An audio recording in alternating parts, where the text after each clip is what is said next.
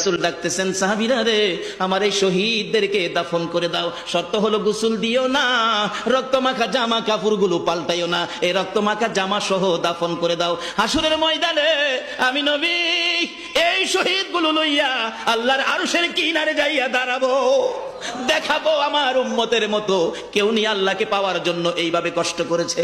এবার দাফনের কাজ শুরু হলে কিতাব লেখে 69 জনের দাফন শেষ। 70-এর মাথায় আসওয়াদ দূরে পড়ে আছে। আমার নবী 2 কদম সামনে গিয়ে দেখে আসওয়াদ নতুন তরবারি হাতে চিত হয়ে পড়ে আছে, শহীদ হয়ে গেছে। আমার নবী ডাকে, রে আসওয়াদ, মদিনার হুর বিয়ে করতে পাঠাইছিলাম, মদিনার হুর বিয়ে করলি না, যুদ্ধের ময়দানে জীবন দিয়ে বিদায় হলে। আসওয়াদ রে, নতুন তরবারিটা হাতে রে। আসওয়াদ একজন সাহাবী বলেন, হুজুর বিয়ের বাজার করতে এসে আপনি যুদ্ধে গেছেন, খবর পাইয়া বিয়ের বাজারে টাকা দিয়ে যুদ্ধের বাজার করেছে, আসওয়াদ শহীদ হয়েছে। আমার নবী ডাকে, মাবুদ, আমার আসওয়াদকে তুমি কি দিবা গো আল্লাহ?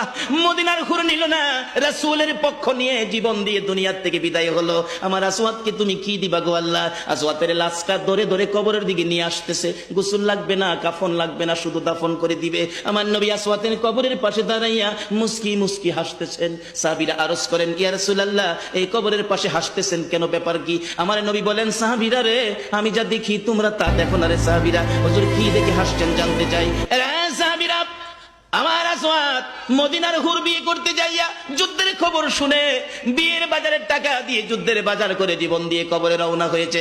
আমি নবী আসওয়াদের কবরের পাশে দাঁড়াইয়া দেখি রে, আমার আসওয়াদের কবরে মদিনার হুরের পরিবর্তে আমার আল্লাহ জান্নাতের হুর পাঠাইয়া দিছে।